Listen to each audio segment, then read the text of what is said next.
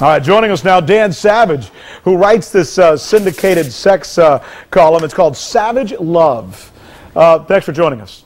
Thanks for having me. How big a problem is this?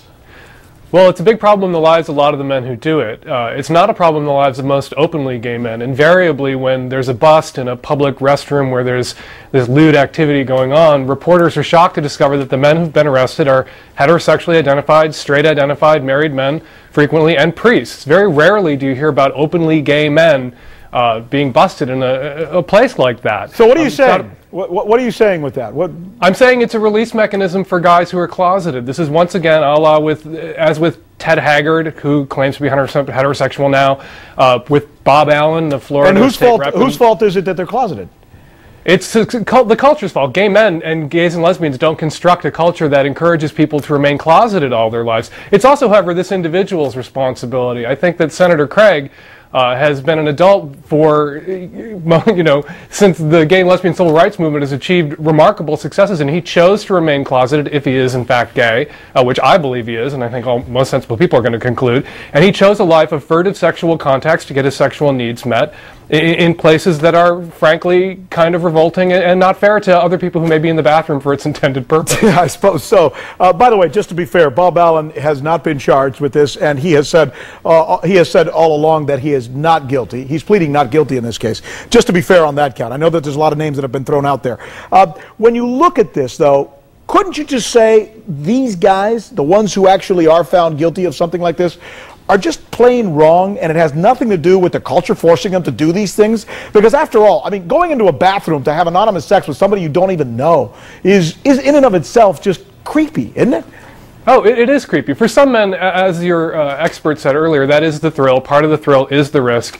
But it is an inappropriate kind of acting out. And it is the way the culture used to accommodate gays and lesbians. Once, for 1,500 years, you couldn't live as an openly gay person, and your heterosexuality was compulsory. So people lived heterosexual lives, gay people did, and then had gay sex in places where the culture said, okay, there and nowhere else. Bathhouses, bathrooms, some public parks.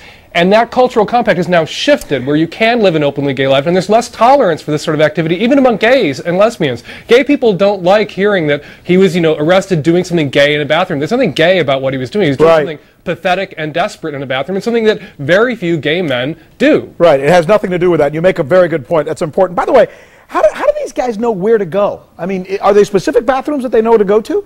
There are now, thanks to the internet, lists of cruisy toilets that are constantly updated and websites. And again, these websites really do facilitate and make it possible for men who choose to remain closeted because they believe, Jesus hates them if they're gay, or their constituents won't vote for them if they come out, which is very likely in this case. It makes it possible for them to live a double life, and what facilitates that double life. What about this officer? Did you read the police report? The officer talks about tapping the foot and then, holding with his hand the bottom of the stall.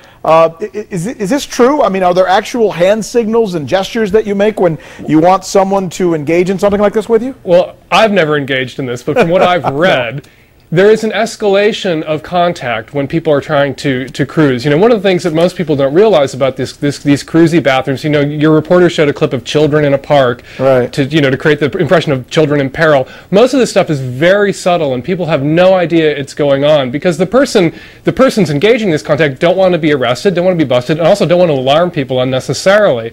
And so what there'll be this initial contact, a little initial eye contact, which is where the police report begins, and then this subtle and slow escalation of welcomed and reciprocated subtle signals, the tapping of feet. The police officer didn't, if somebody stared at me through a crack in a bathroom stall as this began, I would give them a dirty look and they would go away, as most people would. The police officer did not, welcomed the contact, and the senator escalated the contact, which is how these things play out. People don't just leap on each other in public restrooms. That is what the police report says. It is what is alleged. We'll follow the story. We thank you, Dan, for bringing us your insight on this.